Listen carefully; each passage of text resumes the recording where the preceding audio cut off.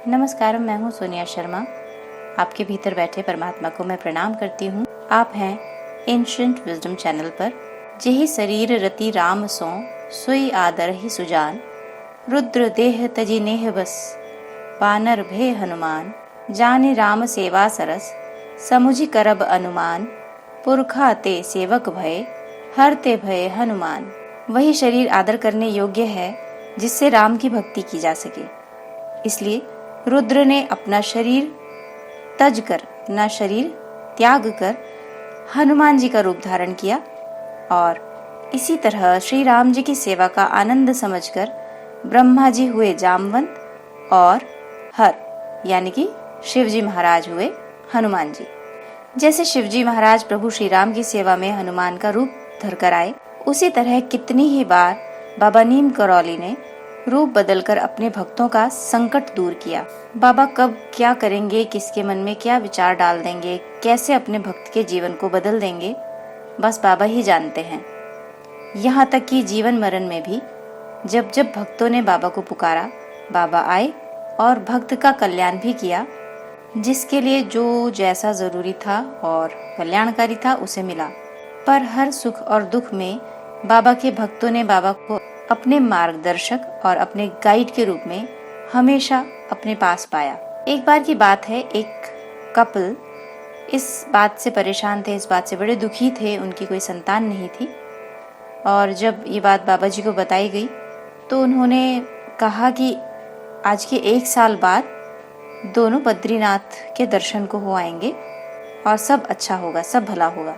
बाबा जी की इस आज्ञा के कुछ समय बाद कपल ने कंसीव किया। वाइफ वॉज एक्सपेक्टिंग और जैसे बाबा का आदेश था वो लोग 1 साल बाद बद्रीनाथ दर्शन के लिए गए। दर्शन करने के बाद जब वो वापस लौट रहे थे, रास्ते में जोशीमठ में उनके यहाँ बेटे का जन्म हुआ। जोशीमठ पहाड़ी इलाका, ठंडा इलाका और विधि का विधान कुछ ऐसा, कुछ निराला कि बच्चे को, जब बच्चा 3 ही दिन का था, उसको ठंड लग गई और रात के समय बच्चे ने अपने प्राण त्याग दिए। अब उस बच्चे की माँ बाबा जी की बड़ी भक्त थी। उन्हें विश्वास था कि उनके नन्हे से छोटे से बच्चे की जान बाबा बचा लेंगे। रात भर रोते रहने के कारण, दुखी होने के कारण बैठे बैठे पति पत्नी की कब आंख लग गई, कब झपकी लग गई, पता नहीं चला। लेकिन सुबह के समय उन दोनों को बाबा ने सपने में दर्शन दिए और कहा, चिंता मत करो, राम तुम्हारी रक्षा करेंगे। जैसे ही उनकी आंखें खुली, पति पत्नी ने बच्चे को कपड़े से पूरी तरह से रैप किया, पूरी तरह से लपेट दिया और पिता अपने रूम से बाहर निकल रहे थे ये सोचकर कि अब बच्चे का जो शरीर है वो माँ गंगा को सौंप दिया जाए। उन्होंने जैसे ही रूम का दरवाजा खोला, देखा कि सामने एक साधु बैठा है।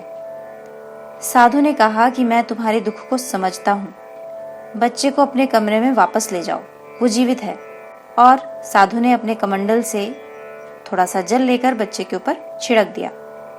बस उसी समय बच्चे ने सांस लेना शुरू कर दिया। पिता बच्चे को लेकर अंदर गए और बच्चे की माँ को सब कुछ बताया। दोनों को बहुत खुशी मिली। शायद इस खुशी को कोई बता भी नहीं सकता, शब्दों में उसको बयान नहीं किया जा सकता कितनी खुशी उन दोनों को मिली होगी।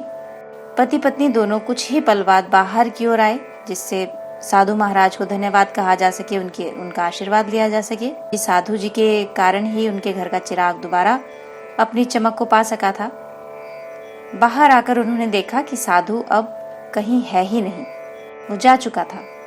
अब ये बात कुछ कहने या समझने की नहीं है कि वो साधु के वेश में कौन आए और किसकी कृपा फलित हुई कि वो नन्हा सा बच्चा अपने मृत्यु के दरवाजे से अपने माता पिता की गोद में वापस लौट आया।